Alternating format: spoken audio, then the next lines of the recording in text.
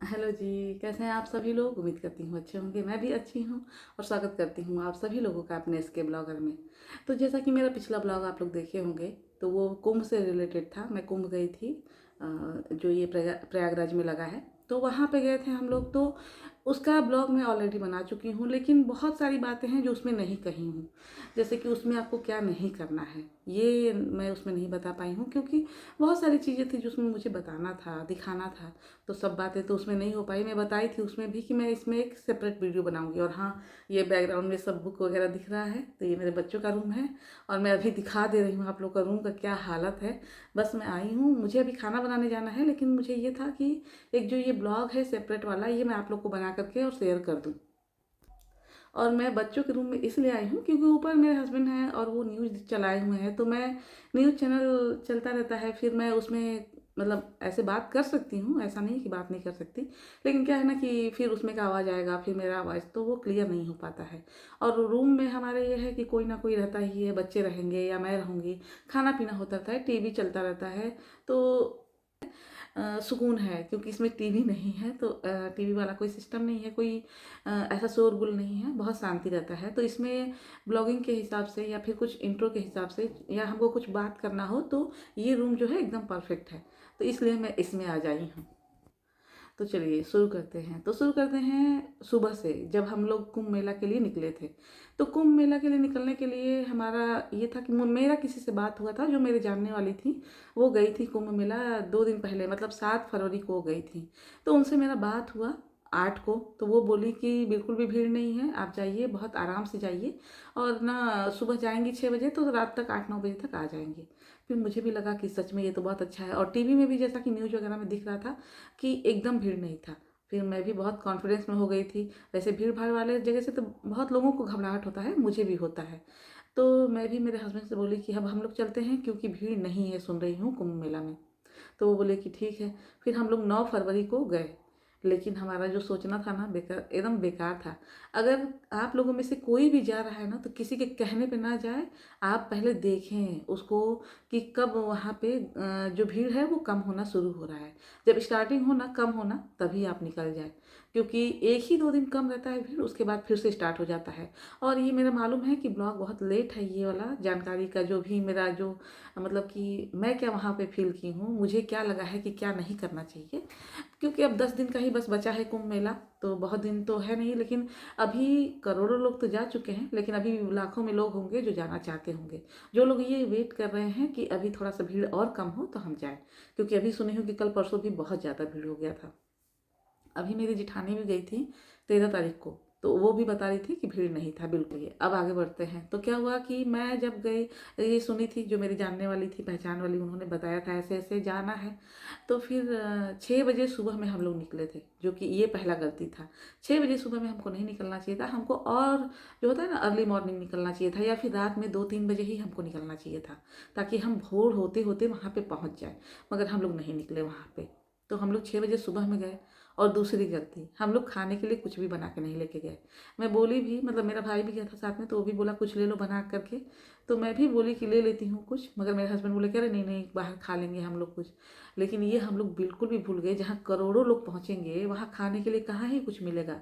और कुछ मिलेगा भी तो वो अच्छा नहीं होगा, मिलेगा ही नहीं, ये हम लोग सोचे ही नहीं। तो फिर ये दूसरा मिस्टेक था, ये आप मत करिएगा। खाने के लिए ज़रूर बना के लेके जाइएगा। भले ही आपको ये पता हो कि वहाँ पे भीड़ नहीं है, फिर भी आप अपना खाने का सामान जो है गाड़ी में रख के लेके जाइएगा, और पानी पीने के लिए। अच्छा, फिर हम लोग गए, यहाँ से निकल गए। और वहाँ पे हम लोग बहुत अच्छे से पहुँच गए थे। जो प्रयागराज है, मतलब उसके 50 किलोमीटर पहले से ही जाम लगना स्टार्ट हो गया था। और वहाँ से जो हम लोग धीरे धीरे धीरे धीरे करके गए हैं, हम शाम को 3 बजे पहुँचे थे प्रयागराज। और उतने देर तक हम लोग सिर्फ 2-2 समोसा खाए थे, वो भी हमारा जो था बाईपास वाला रास्ता हम लोग लिए थे, तो वहाँ पे छोटा सा एक था बाजार जैसा, वहीं पे हमको मिल गया था। नहीं तो ऐसे हाईवे पे तो कुछ ऐसा मिलता नहीं है कि हम खा सकें। ये हमारा गलती हो गया था, तो ये ना करिएगा।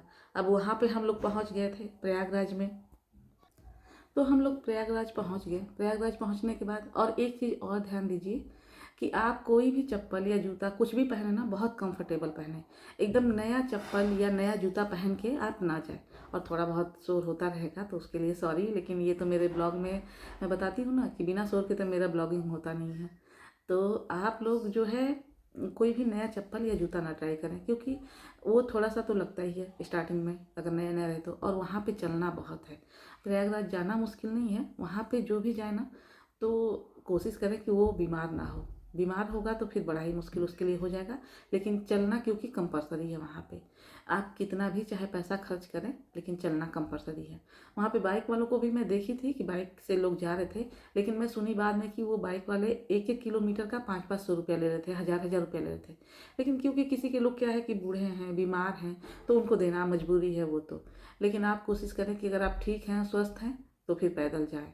और बाइक वालों को भी करेंगे तो कोई ज़्यादा बेनिफिट होगा नहीं, क्योंकि थोड़ी दूर ही जाने पे ना पुलिस वाले रोक दे रहे थे उनको, और वो पूरे आपको घाट तक नहीं पहुंचाते हैं। घाट से उतरने के बाद भी बहुत अंदर है गंगा जी, तो चलना तो पड़ेगा ही, 2-3 किलोमीटर तो कम से कम चलना पड़ेगा। तो ये भी है। और बच्चों को ना लेके जाएं। बच्चों को लेके जाएंगे तो बहुत प्रॉब्लम होगा, क्योंकि बच्चे जा रहे हैं, ऐसा नहीं है कि नहीं जा रहे हैं, लेकिन वो बच्चे जो चल ले रहे हैं, जो नहीं चल पा रहे हैं, गोद में लेके आप कितना ही चलेंगे। क्योंकि किसी किसी को मैं सुनी हूँ कि 15-15, 20-20 किलोमीटर चलना पड़ा। हम लोग को चलना पड़ा था, मतलब हम लोग की गाड़ी तो चली गई थी, कॉलोनी तक चली गई थी। मतलब रास्ता वगैरह थोड़ा बहुत पता था हम लोग को, या एक लोग आ गए थे वो बताए थे, तो अंदर अंदर करके हमारी जो गाड़ी है वो अंदर तक चली गई थी। अगर वो जहाँ पुलिस वाले हमको रोक रहे थे वहाँ पे हम रुकते तो हमको कम से कम 20 किलोमीटर चलना पड़ता। लेकिन क्योंकि हम थोड़ा सा और अंदर चले गए थे, मुझे लग रहा है कि 10 या 12 किलोमीटर हम अंदर चले गए थे, तो वहाँ से भी हमको गंगा जी जाने के लिए ऑटो मिल गया था। और वो ऑटो गंगा जी से मतलब 1-1.5 किलोमीटर इधर ही हमको उतार के चला गया था। फिर हम गए थे, और हम सेक्टर 22 से गए थे। और गए थे हम लोग गए थे संगम घाट पे। तो संगम घाट पे क्या है ना कि वहाँ से फिर हम गए थे त्रिवेणी, जो नाव लेकर के। और हाँ, नाव वाले भी आपको बहुत ज़्यादा लूटते हैं भाई। मतलब वो 10-10 हज़ार तक भी चार्ज करते हैं। ये आपके ऊपर है कि आप कितना उनसे बार्गेनिंग कर सकते हैं। तो हमारा बहुत करते करते 500 रुपया पर पर्सन पे आए थे वो सब। उससे कम वो कर ही नहीं रहे थे। वो भी वो इसलिए किए थे क्योंकि लास्ट था, उसके बाद उनको मतलब शाम हो गया था लगभग।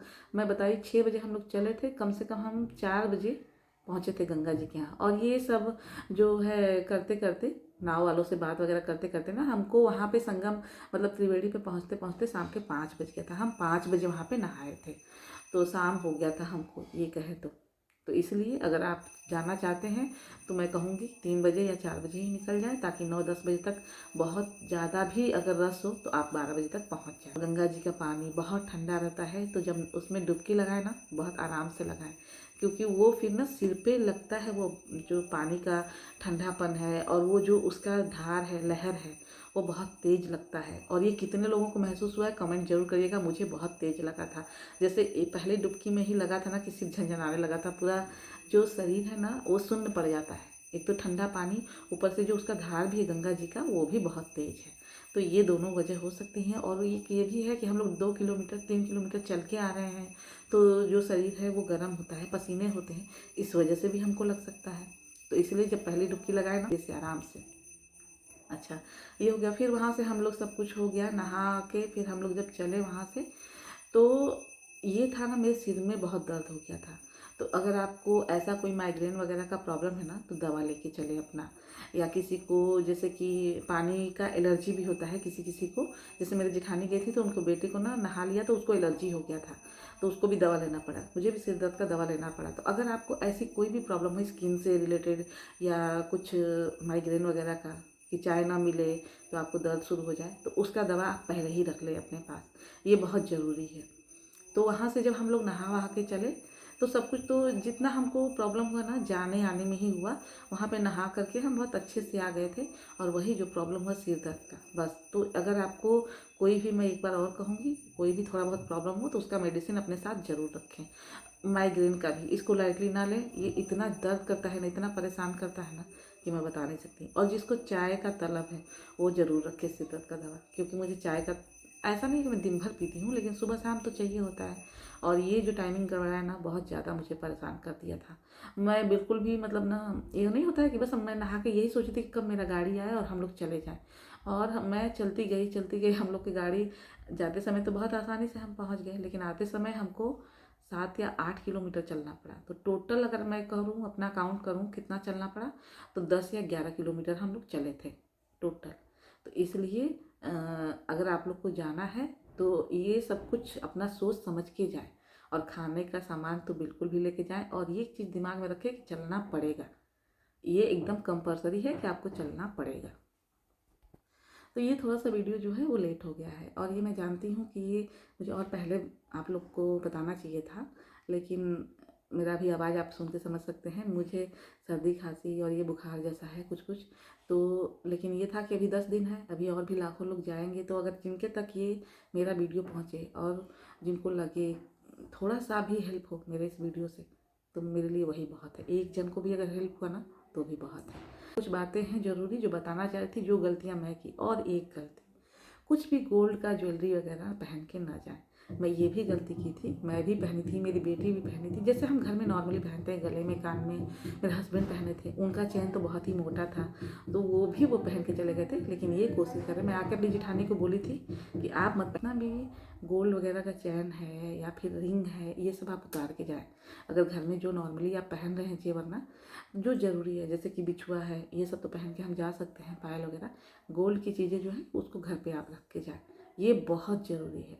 तो इसको भी ज़रूर आप नोट करें कि ये ना करें आप।